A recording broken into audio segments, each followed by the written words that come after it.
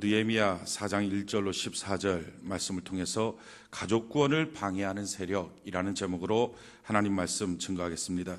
느헤미야 강의 7번째 시간입니다. 저는 우리 세종항에 있는 모든 성도들을 향한 꿈이 있습니다. 그것은 건강한 교회 생활, 행복한 신앙 생활 하는 것이 저희 꿈입니다. 이 일을 위해서 하나님이 우리를 만드실 때에 목적이 있거든요. 우리를 창조하실 때, 우리를 빚으실 때 하나님의 계획이 있거든요. 그 하나님의 계획, 하나님의 목적을 하나님의 뜻이라고 말합니다. 그리고 그것을 비전이라고 말합니다. 내가 갖고 있는 것을 야망, 욕심이라고 말한다면 하나님이 나를 빚으실 때, 만드실 때 나를 향하여 야, 너가 세상 가서 이거 하고 돌아왔으면 좋겠다라고 하는 것이 바로 비전이죠. 그 하나님의 뜻이 그대로 다 우리의 삶을 통해서 이루어지고 제한받지 않고 하나님의 인도를 받으며 또 하나님의 복과 형통이 넘치는 삶, 그런 건강한 교회 생활, 행복한 신앙 생활, 그렇게 살아가는 은혜가 충만해지기를 바랍니다. 그런데요, 이런 은혜의 삶, 능력의 삶, 하나님이 내게 주신 비전대로 내 인생이 인도받고 잘 살아가려면 꼭 필요한 게 있어요. 그건 뭐냐면은 이렇게 살지 못하도록 방해하는 세상의 세력이 있습니다. 그 방해하는 세상의 세력, 문제거리죠. 우리 인생의 삶의 고난이죠, 고통이죠. 해결해야 될 숙제 같은 거죠. 근데 이런 것들이 도전해 올 때 이걸 이겨야 됩니다. 이걸 맞서야 됩니다. 여기에 지면요, 평생 문제덩어리 인생이 되는 거죠. 우리가 하나님 주신 비전대로 우리가 인생을 살아가려면 내게 있어서 도전하는 수많은 문제를 이겨야 되는데 이기는 원리를 성경은 우리에게 가르쳐주고 있습니다. 전도서 4장 9절로 12절 한번 띄워주시고 우리 같이 한번 읽어볼까요? 전도서 4장 9절로 12절 우리 같이 한번 한 목소리 한번 읽어봅시다. 시작. 두 사람이 한 사람보다 나음은 그들이 수고함으로 좋은 상을 얻을 것임이라. 혹시 그들이 넘어지면 하나가 그 동물을 붙들어 일으키려니와 홀로 있어 넘어지고 붙들어 일으킬 자가 없는 자에게는 화가 있으리라. 또 두 사람이 함께 누우면 따뜻하거니와 한 사람이면 어찌 따뜻하랴. 한 사람이면 패하겠거니와 두 사람이면 맞설 수 있나니 세 겹줄은 쉽게 끊어지지 아니하느니라. 우리 성경이 우리에게 뭐라고 말하느냐, 이 땅을 만드시고 우리를 만드신 하나님이 뭐라고 말씀하냐면은 두 사람이 한 사람보다 낫다 하는 것입니다. 아무리 뛰어난 혼자라도 둘이 훨씬 더 낫다. 그들이 수고함으로 좋은 상을 얻는다. 우리 인생 사는 게 다 수고하는 거예요. 그런데 다 수고하는 인생살이에 어떤 사람은 상을 얻고 어떤 사람은 상이 없다는 것입니다. 누구에게 상이 있느냐?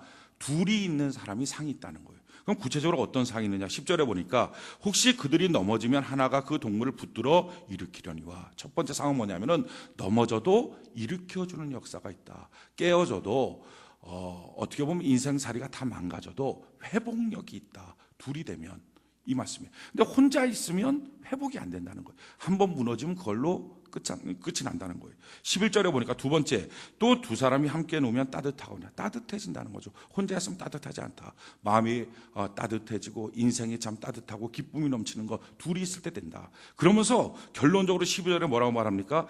한 사람이면 패하겠거니와. 이게 천지만물을 지으신 하나님이 주시는 말씀이에요.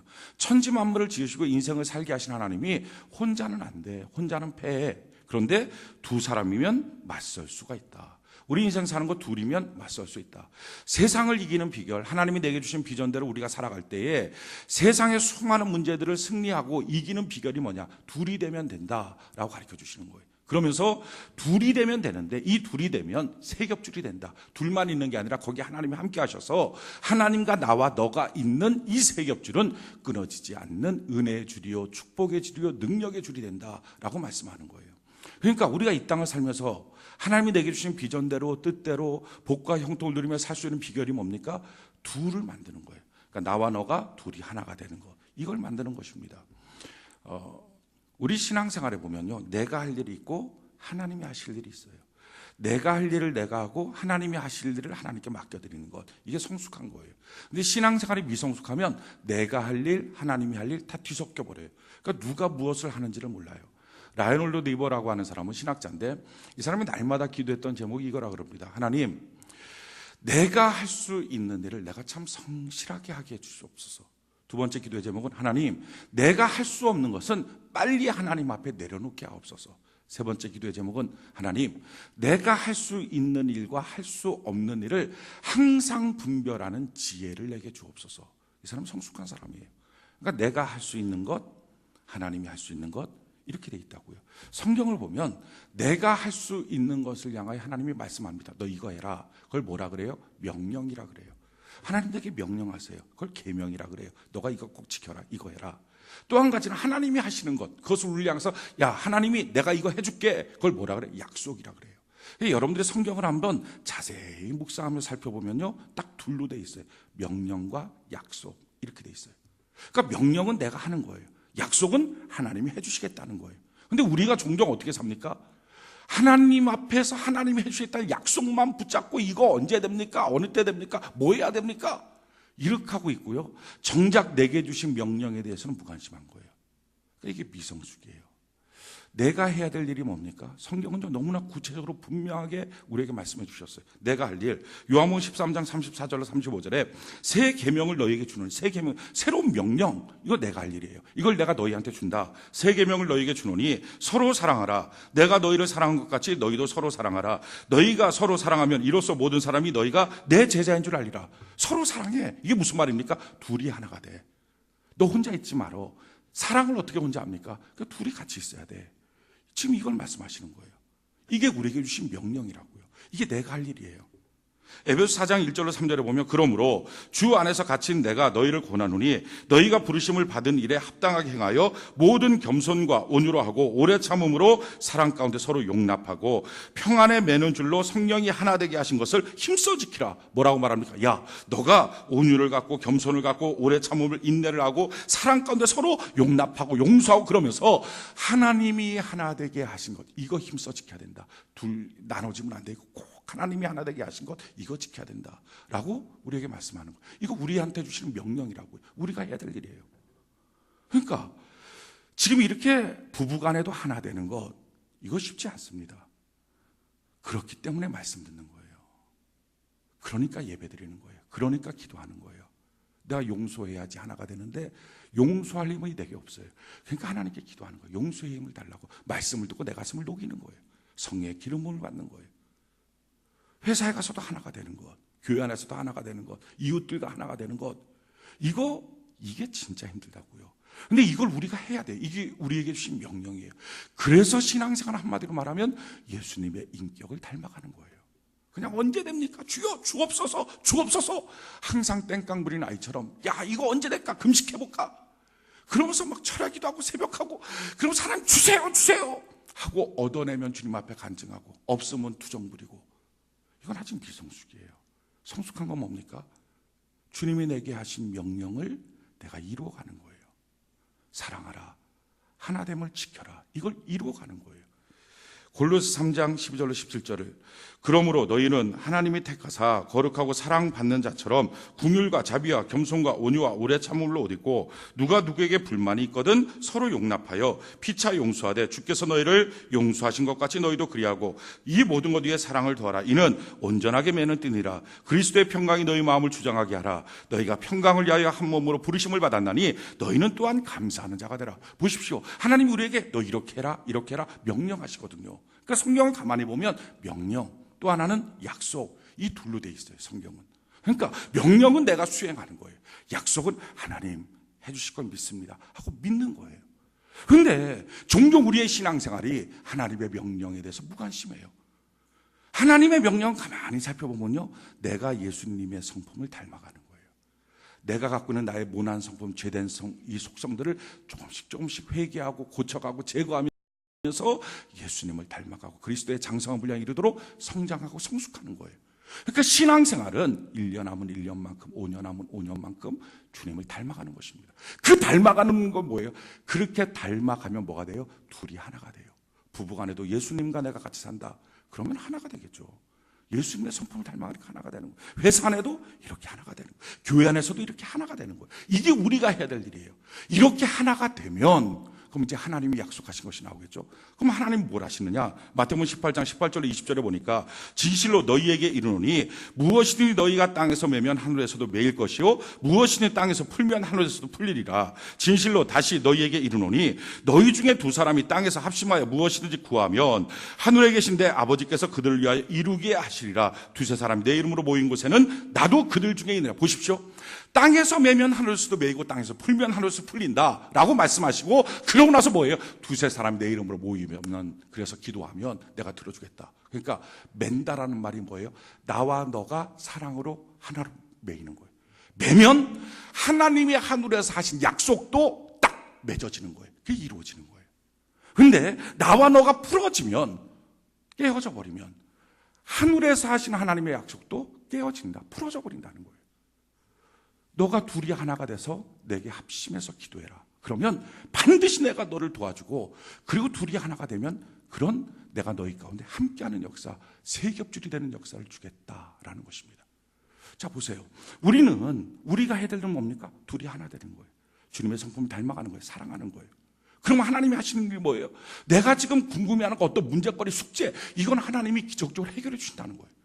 근데 우리는 항상 미성숙하니까 어떻게 돼요? 하나님, 이 돈 문제 언제 해결됩니까?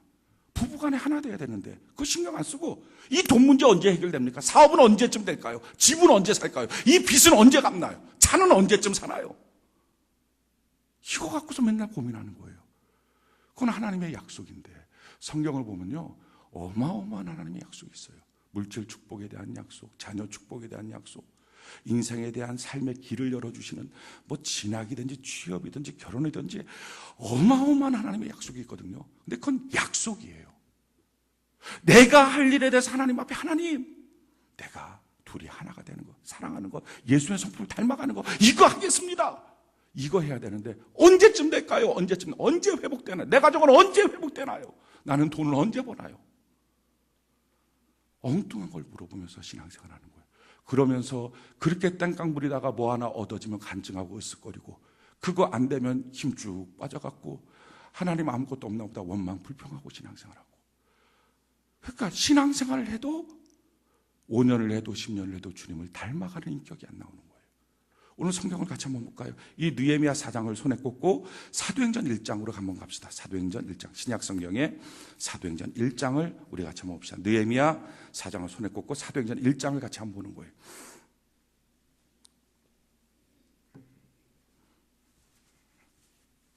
사도행전 1장 6절로 7절. 사도행전 1장 6절로 7절. 우리 같이 한번 읽어볼까요? 사도행전 1장 6절로 7절. 같이 한 목소리 시작. 그들이 모였을 때 예수께 여쭈어 이르되 주께서 이스라엘 나라를 회복하심이 이때니까 하니, 이르시되 때와 시기는 아버지께서 자기의 권한에 두셨으니 너희가 알 바 아니요. 성경 분명히 말해요. 하나님, 언제 회복될까요? 우리 집, 이 물질 문제 언제 회복됩니까? 우리 사업 언제쯤 될까요? 아니, 빚 때문에 정신없어요. 하나님, 이 문제 언제 해결되나요?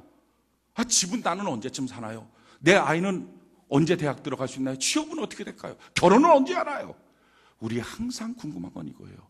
주님만 만나 물어보고 싶은 거, 예배 시간만 오면 기도하고 싶은 게 뭐예요? 언제쯤 됩니까?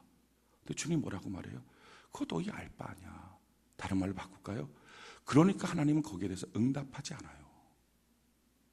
그러니까 그 응답을 들으려고 하다 보니까 이단에 빠지는 거예요.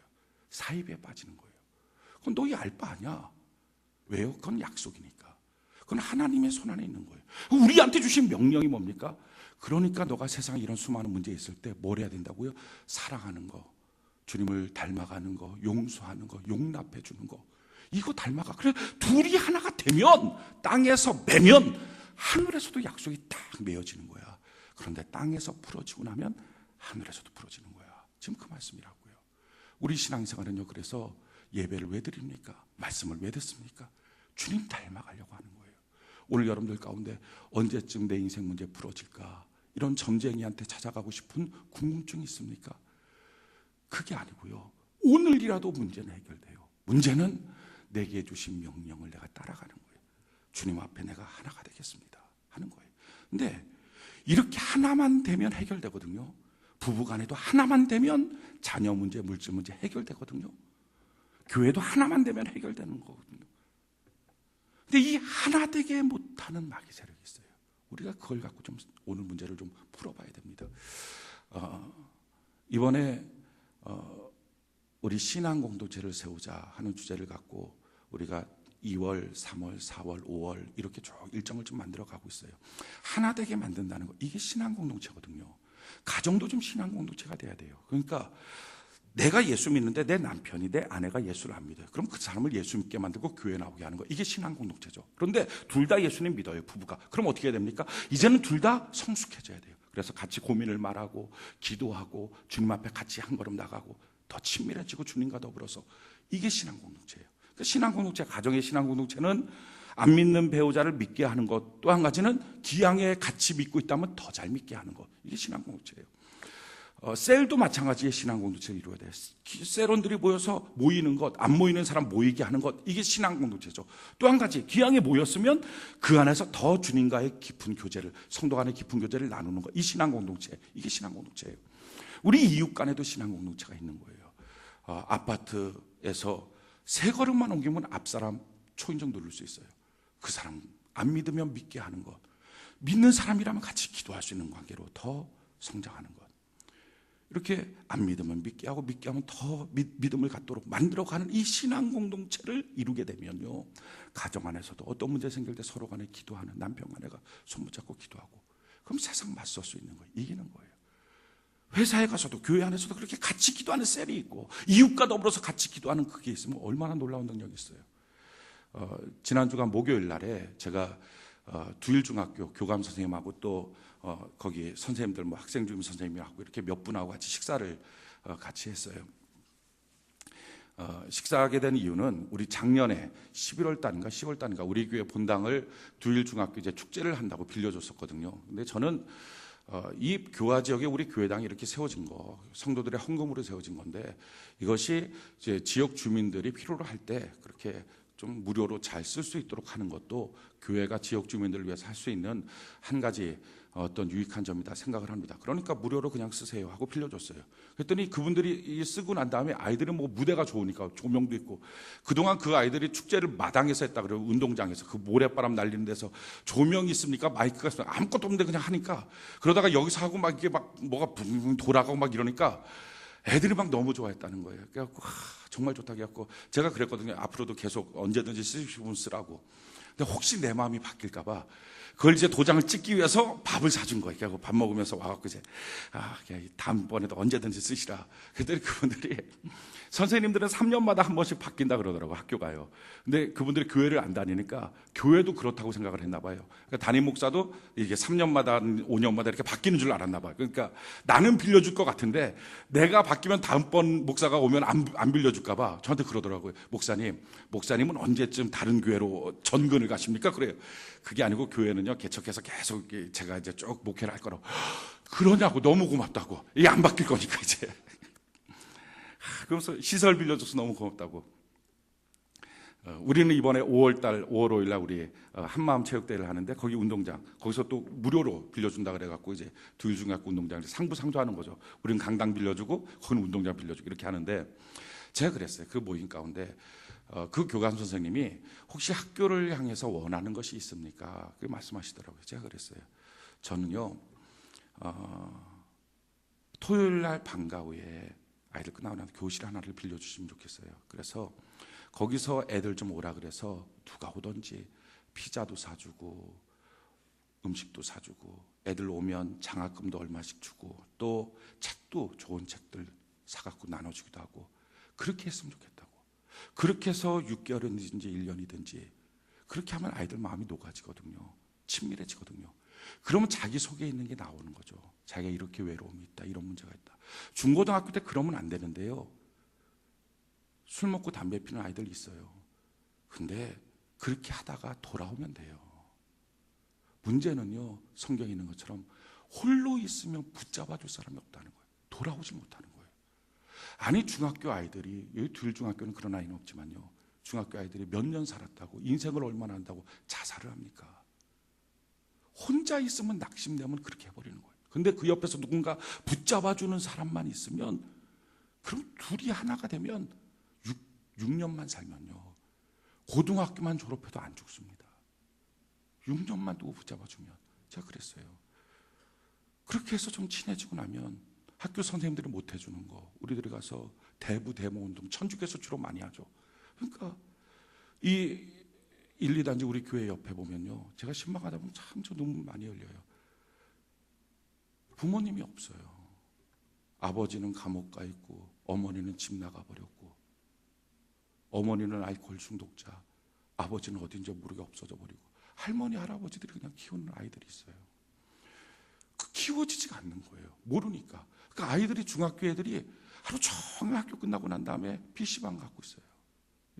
중심사, 교화 중심상에 PC방 갖고 하루 종일 그냥 담배 연기 빽빽한데, 걔네들 몸은 처녀예요. 몸은 총각이에요.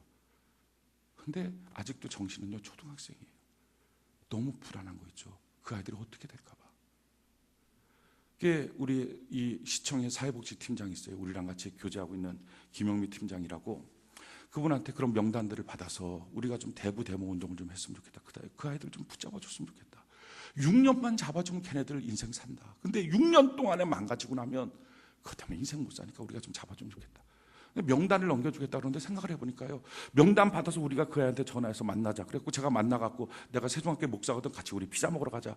대번에 신고 들어가. 요즘이 어느 시대라고 중학생 만났고 아무도 모르는데 피자 먹으러 가자. 끝나는 거예요. 안 되겠더라고요, 그거는. 그래 가만히 생각해 보니까 이 중학교 같은 경우 학교 선생님이 아이들 데리고 오니까 애들이 일단 안심할 거 아니에요. 그렇게 해서 만나서 6개월이든지 1년이든지 친해지면 복음 증거 안 하고 교회 나오라고 말하지 않고 그냥 그렇게 하다 보면 애들 마음이 녹아지고 나면요, 그때부터 얘기가 나와요. 그때부터 자기 고민들 털어놓으면요, 목사가 뭐 하겠어요? 전도사가 뭐 하겠어요? 붙잡고 기도하죠. 그렇게 기도하다 보면 학교 선생님들, 믿는 사람들이 있거든요. 같이 기도하고 학부모들 와서 같이 기도하고, 그러면 두일중학교 기도 공동체가 세워지는 거예요. 신앙 공동체가. 지금 또 하나 세워질 수 있도록 지금 기도하고 있는 것이 봉일청 중학교예요. 거기도 도와주겠다는 선생님이 있어요.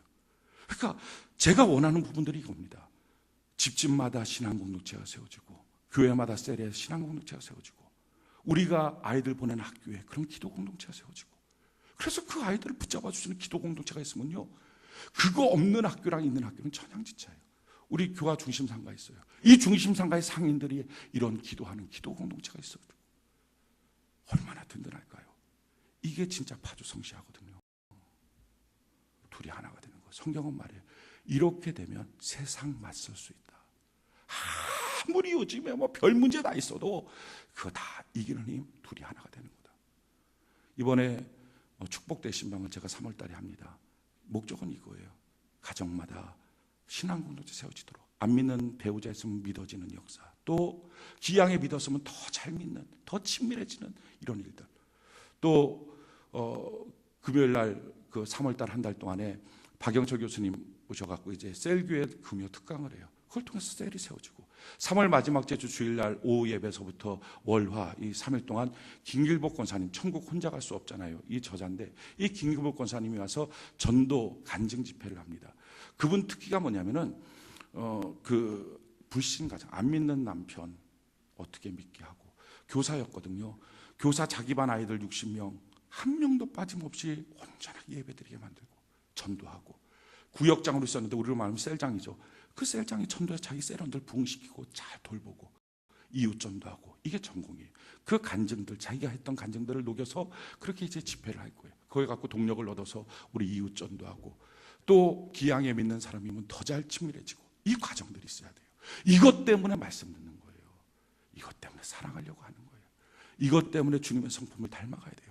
왜요? 이렇게 주님의 성품 닮아가고 주님 안에서 둘이 하나가 되기 위해서 노력하다 보면요, 내가 원하는 그 돈 문제, 내가 원하는 건강 문제, 내가 원하는 사업 문제, 진학 문제, 결혼 문제, 수많은 내가 할 수 없는 그 문제를 하나님이 위에서부터 도장 찍어서 묶여줘서 해주시는 역사가 있게 될 줄로 믿습니다. 그러니까요, 이 땅에서 내가 하는 거, 둘이 하나가 되게 만드는 예수님의 성품 닮아가는 거, 가정도 그런 역사가 나는 거, 이게 관점이에요. 그런데 마귀가 이걸 못하게 한다고요. 다른 건 그래도 다 내버려둬요. 혼자 신앙생활하고 혼자 왔다 갔다 하는 거, 혼자 금식하는 거, 물론 마귀 방해했지만요, 그렇게 심각하게 안 해요. 근데 뭐를 갖고서 마귀가 아주 강력하게 방해를 하느냐, 둘이 하나가 되려고 하는 순간부터 막 심각한 도전이 있어요. 왜냐하면 둘이 하나만 되면요, 더 이상 그 사람한테 문제 던져줘도 소용없어요. 문제를 다 이겨버리니까, 세상을 다 이겨버리니까, 세상에 맞설 수가 있으니까. 그럼 마귀가 방해하는 게 이거예요. 둘이 하나가 되는 거. 오늘 이 느헤미야서를 통해서 우리가 깨닫게 되는 것은 둘이 하나가 되는 걸 방해하는 마귀의 전략이 무엇이냐, 이걸 보는 거예요. 그리고 그 마귀의 전략을 배워서, 그렇구나, 이놈이 이렇게 도전하는구나 하고 하나님이 우리에게 주신 이김의 방법, 그 하나님의 해법을 우리가 좀 발견하기 원해요. 마귀가 도전하는 게 여러 가지 도전하는 게 아니라 딱 세 가지로 도전합니다. 우리 첫 번째 느헤미야 4장을 같이 한번 볼까요? 느헤미야 4장 1절로 3절. 느헤미야 4장 1절로 3절. 느헤미야 4장 1절로 3절. 우리 같이 한번 한 목소리 한번 읽읍시다. 1절로 3절 같이 한 목소리 시작. 산발락이 우리가 성을 건축한다 함을 듣고 크게 분노하여 유다 사람들을 비웃으며 자기 형제들과 사마리아 군대 앞에서 일러 말하되 이 미약한 유다 사람들이 하는 일이 무엇인가? 스스로 견고하게 하려는가? 제사를 드리려는가? 하루의 일을 마치려는가? 불탄 돌을 흙 무더기에서 다시 일으키려는가 하고 암몬 사람 도비아는 곁에 있다가 이르되 그들이 건축하는 돌 성벽은 여호가 올라가도 곧 무너지리라 하더라. 제일 처음에 마귀의 도전. 우리 가정이 좀 신앙 공동체가 돼야 되겠다. 우리 셀이 좀 신앙 공동체가 되겠다. 내가 이웃 전도 좀 해야 되겠다. 우리가 이제 두일중학교에서 그런 일들을 하기 위해서 다음 주에 이제 교장 선생님 찾아뵙고 구체적으로 기획안을 갖고 일을 추진하려고 그래요. 도전이 있겠죠. 야, 되겠어? 몇 명이나 오겠어? 누가 와? 토요일 날 아이들이 학원 가고 정신없이 집에 가는데 그거 피자 한 쪽 먹겠다고 얻어먹겠다고 오는 아이가 누가 있겠어? 별소리 다 있을 거예요. 상가 안에서도 우리 같이 기도합시다. 예수 믿으세요. 그러면 비웃음도 있어요. 여기 보니까 분노도 있다 그랬어요. 4절에 보니까 업신여김도 있어요. 이런 도전들이 있다고요. 사랑하는 성도 여러분, 둘이 하나가 되려고 노력하는 그때부터요, 비웃음도 있고 분노도 있고 업신여김도 있고 도전들이 있습니다. 근데요, 그때 가만히 보면 그 사람들만 비웃는 게 아니라요, 내 속에서도 비웃는 거 있죠. 내 속에서도 하나님을 업신여기는 거예요. 과연 될까? 과연 되겠어? 막 사람들이 비웃고요, 욕하고요, 분노하고, 그러면 내 마음속에 뭐가 올라와요? 미워지는 거예요. 어떻게 저렇게 미울 수 있어? 얼마나 많은 아내들이 남편을 미워합니까? 그런데요, 생각해 보세요. 안 믿는 남편이 우악스럽게 하고 욕하는 거 하나님 안 믿으니까 그렇잖아요.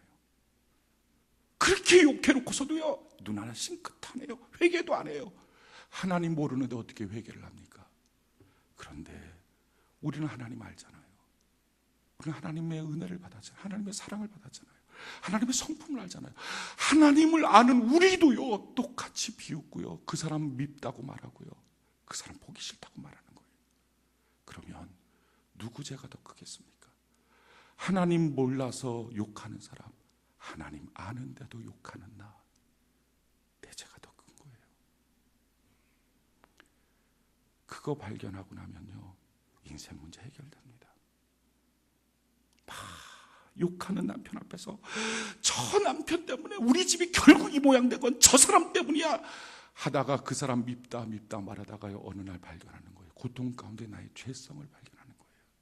하나님, 저 사람은 하나님 모르니까 저렇게 욕하는데요, 하나님 아는 나는요, 똑같이 욕하네요. 그 사람 죄 때문에 내 가정 깨진 줄 알았는데 그 사람의 죄 플러스 내 죄가 있어서 이 가정이 깨지네요. 그걸 발견하는 거예요. 그 내 죄 보니까요, 그 사람 죄보다 더 큰 거예요. 하나님 아는데도 범죄하고 있는 내 죄. 그러니까 그것 때문에 하나님 앞에 기도하고, 하나님, 내 안에 이런 미움 제거해 주세요. 하나님, 내 안에 이런 분노, 비웃음, 업신여김, 불신앙, 하나님 제거해 주세요. 그렇게 기도하면요, 절반 문제 해결된 거예요. 진짜 마음이 하나가 되지 못하는 이유는 그 사람의 미움 때문이 아니라 내 안에 있는 미움 때문에 사실 둘 다 안 되는 거예요. 그런데 둘 중에 한 사람이 자기의 죄성을 버렸어요. 미움을 버렸어요. 그러면 하나 돼요. 그럼 둘이 하나가 돼요. 요즘에도 그런 거 있는지 모르겠는데 시골에 가면요, 구정물통이 있습니다. 돼지 먹이려고 구정물통. 예전에 제가 할머니 댁에 가면 구정물통이 뒷간에 있는데 보면 아침에 딱 가서 보자 아주 맑은 물이 깨끗해요. 근데 나무 막대기 하나 집어넣고 휙 지어. 그럼 막 별거 다 돼. 뭐 콩나물 대가리 다 돌아. 우리 속이 그런 거예요. 예수 믿고 교회 다니고 기도하고 찬송 부를 때 깨끗한 것 같아요. 그런데 산발락과 도비아 같은 사람들이 있단 말이에요. 그게 남편일 수도 있어요. 아내일 수도 있어요. 옆에 있는 사람일 수 있어요. 그거 와서 비웃고 없이 여기서 휙 지어놓으면 내 안에 온갖 지저분한 게 올라와요. 그게 감사하잖아요. 그게 발견만 되면 회개할 수 있잖아요. 그 전까지 우리는 문제가 없고 그 사람 때문이라고 생각했어요. 그래서 해결이 안 됐어요. 그런데 내 안에 죄성을 발견하고 나니까 이거 회개할 수 있잖아요. 예수 믿는 사람은요, 자기 안에 잘못한 거 발견만 하면 회개한다고요. 발견하니까 회개하니까 제거하니까요. 그러면 그 사람 때문에, 산발락 때문에, 도비아 때문에 우리가 더 깨끗해지잖아요. 우리 마음이 더 주님을 닮아가잖아요. 그럼 하나가 되잖아요. 그래서 도리어 감사한 거예요. 산발락이 감사하고 도비아가 감사하고 날 없인 여기는 그 사람이 너무 고맙고 나를 향해서 비웃는 그 사람이 고맙고. 왜? 내 안에 똑같은 죄성을 발견하게 하니까. 그렇게 끊어버리고 나면요, 그때부터 진짜 마음 들여서 하나가 될 수 있어요. 그 전까지는요, 그 사람 미운 것 때문이라도 하나가 못 되는데 보니까 내 안에 죄성의 미움을 제거하니까 하나가 되는 거예요. 산발락 도비아가 도전해 왔어요. 도전해 왔는데 이들이 기도하다가 발견하죠. 저놈들 다 죽여주세요. 저놈들 다 죽여주세요. 처음엔 그렇게 기도합니다. 하나님 너무 힘들어요. 이렇게 기도해요. 그러다가 아마 그들 안에 있는 자기의 죄성을 발견했던 것 같아요. 마음을, 죄를 제거하는가요? 이들이 어떻게 바뀌어집니까? 오늘 6절 한번 볼까요? 느헤미야 4장 6절 우리 같이 한번 읽어볼까요? 느헤미야 4장 6절 같이 한 목소리 시작. 이에 우리가 성을 건축하여 전부가 연결되고 높이가 절반에 이르렀으니 이는 백성이 마음을 들여 일을 하였습니다. 마음을 들이기 시작해요. 산발락과 도비아가 휘저어놓으니까 자기 안에 죄성이 발견되니까 회개하고 나니까요, 진짜 그때부터 마음 들여 공동체가 이루어집니다. 사랑하는 성도 여러분, 옆에 산발락이 있습니까? 산발락 같은 남편, 산발락 같은 상사, 산발락 같은 이웃. 우리가 감사하는 것은요, 우리가 고마운 것은요, 그 사람 아니었으면 내 죄 모른다고요. 우린 괜찮은 사람이라고 착각하고 산다고요. 근데 그것 때문에 죄가 발견되니까 진짜 마음 들여 하나가 되는 거예요. 진짜 주님의 성품을 닮아가는 거예요. 이게 이기는 방법이에요. 두 번째, 악한 마귀가 우리의 삶 속에 둘이 하나가 되고자 할 때, 가정을 구원하고 신앙 공동체를 세우고자 할 때 방해하는 전략이 뭡니까? 우리 7절, 8절, 느헤미야 4장 7절, 8절 우리 같이 한번 한 목소리 한번 읽어봅시다. 시작. 산발락과 도비아와 아라비아 사람들이 암몬 사람들과 아스돗 사람들이 예루살렘 성에 중수되어 그 허물어진 틈이 메꾸어져 간다 함을 듣고 심히 분노하여 다 함께 꾀하기를 예루살렘으로 가서 치고 그것을 요란하게 하자 하기로. 두 번째 뭡니까? 마귀의 전략은요, 요란하게 하는 거예요. 어디서 해요? 산발락 도비아, 여기는 북쪽 사마리아 쪽에 있는 사람이에요. 아라비아는 남쪽이에요. 암몬 사람은 동쪽이고요, 아스돗은 서쪽이에요. 그러니까 동서남북 전체에서 막 도전하는 거예요. 요란해지는 거예요. 아이가 병들고 학교 점수는 엉망이고 어디 가서 싸우고 돌아왔다 그러고 상처받았다 그러고 남편 하는 일은 잘 안 되고 자기가 계획하는 것은 맡기고 돈줄은 자꾸 쪼달리고 정신이 없는 거예요. 이래서 힘이 빠지죠. 아이고 내 코가 석자네. 이게 마귀 전략이에요. 무슨 신앙 공동체 지금 당장 이번 달 해결할 문제도 한두 가지가 아닌데 내 코가 석자네. 요란케 하는 거. 이게 마귀 전략입니다. 그래서 얼마나 많이 포기하셨나요? 그래서 얼마나 많이 믿음의 길을 중단하셨나요? 이제는 중단하면 안 돼요. 그게 마귀 전략이니까. 마귀는 수없이 우리한테 그렇게 도전한다고요. 우리 성경 같이 한번 볼까요? 느헤미야 4장을 손에 꽂고 뒤로 넘기면 욥기가 나와요. 욥기서 1장 같이 한번 봅시다. 욥기서 1장. 욥기서 1장. 욥기서 1장 13절. 욥기서 1장 13절. 하루는 욥의 자녀들이 그 맏아들의 집에서 음식을 먹으며 포도주를 마실 때에 사안이 욥에게 와서 아뢰되 소는 밭에 가고 나귀는 그 곁에서 풀을 먹는데 스바 사람이 갑자기 이르러 그것들을 빼앗고 칼로 종들을 죽였나이다. 나만 홀로 피하였으므로 주인께 아뢰러 왔습니다. 느닷없이 아무 날도 아니었는데 갑자기 스바 사람들이 와서 막 공격하고 강도짓했다는 거예요. 그 다음에 16절 보니까 그가 아직 말하고 있는 동안에 또 한 사람이 와서 아뢰되 하나님의 불이 하늘에서 떨어져 양과 종들을 살라버렸나이다. 나만 홀로 피하였으므로 주인께 아래로 왔습니다. 하늘에서 갑자기 벼락이 쳐갖고 막 있는 재산 다 불타버렸다. 17절 그가 아직 말하고 있는 동안에 또 한 사람이 와서 아뢰되 갈대아 사람이 새 무리를 지어 갑자기 낙타에게 달려들어 그것을 빼앗았으며 칼로 종들을 죽였나이다. 나만 홀로 피하였으므로 주인께 왔습니다. 갈대아 사람들이 갑자기 가서 강도짓했어요. 18절에 보니까 그가 아직 말하고 있는 동안에 또 한 사람이 와서 아뢰되 주인의 자녀들이 그들의 맏아들의 집에서 음식을 먹으며 포도주를 마시는데 거친 들에서 큰 바람이 와서 집 내 모퉁이를 치매 그 청년들이 위에 무너짐으로 그들이 죽었나이다. 나만 홀로 피하였으므로 주인께 아뢰로 왔다. 대풍이 불어서 막 다 무너졌다는 거예요. 정신없는 거죠. 막 사방팔방에서 공격하는 거예요. 이 공격의 실체를 우리는 알고 있어요. 누가 하는 거예요? 사단마귀가 하는 거예요. 2장에 가면요, 2장의 4절에 보니까 사탄이 여호와께 대답하여 이르되 가죽으로 가죽을 바꾸오니 사람이 그의 모든 소유물로 자기의 생명을 바꾸올지라. 이제 주의 손을 펴서 그의 뼈와 살을 치소서. 그리하면 틀림없이 주를 향하여 욕하지 아니하겠나이까. 여호와께서 사탄에게 이르시되 내가 그를 내 손에 맡기노라. 다만 그의 생명을 해하지 말라 하니라. 사탄이 이에 여호와 앞에 물러가서 욥을 쳐서 그의 발바닥에서 정수리까지 종기하나게 앉으라. 욥이 그 재 가운데 앉아서 질그릇 조각을 가져다가 몸을 긁고 있더니 그의 아내가 그에게 이르되 당신이 그래도 자기의 온전함을 굳게 지키느냐. 하나님을 욕하고 죽어라. 아내의 입술을 통해서 마귀가 원하는 말을 하는 거야. 야, 하나님 욕하고 죽어. 죽으면 그냥 죽지. 왜 하나님 욕하고 죽으라는 거야? 하나님과의 단절이에요. 요란케 해서 정신 못 차리게 만들어서 내 코가 석자가 되게 만들어서요, 주님의 일 생각도 못하게 만들어요. 손 놔버리게 만드는 거예요. 이게 마귀 전략이에요.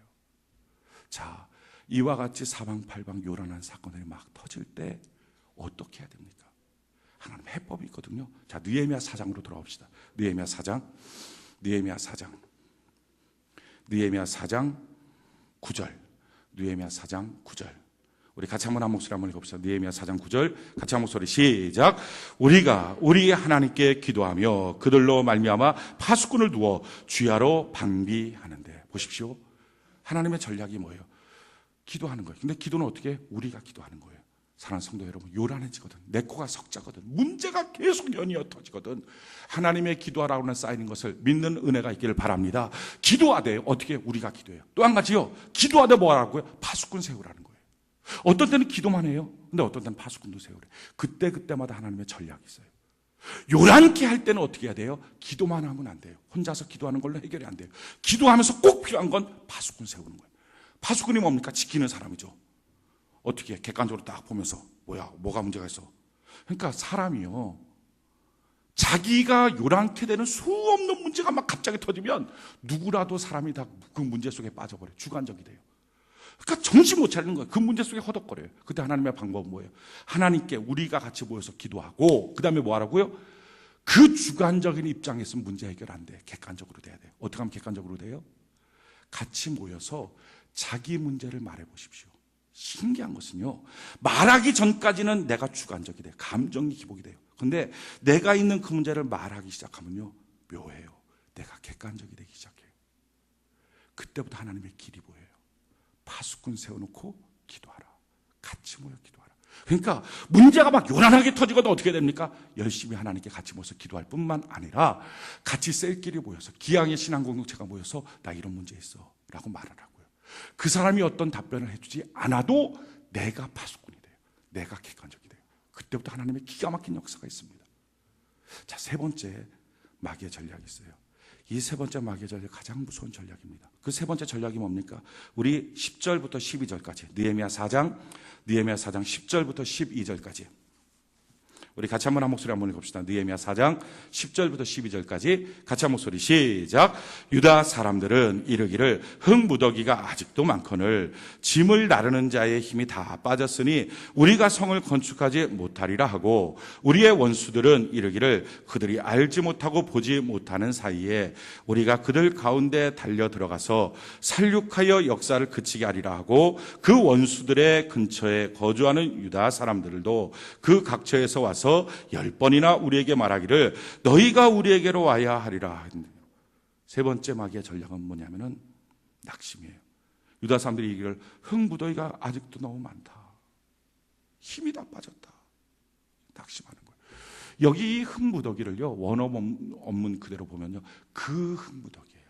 이게 뭐냐면 140년 전에 성전과 성벽이 무너질 때 불탔던 그 무더기, 그게 아직 있다는 거예요. 우리들마다요, 다 우리 안에 지나간 인생을 살면서 겪었던 실패에 대한 DNA가 있어요. 불안, 두려움, 불행, 이런 DNA가 있습니다. 그러니까 어떤 사건을 보면 자라보고 놀란 가슴 소뚜껑 보고 놀란다고, 또 안 될까 봐, 또 가난해질까 봐, 또 문제 생길까 봐 겁이 나는 거예요. 그래서 낙심을 하는 거예요.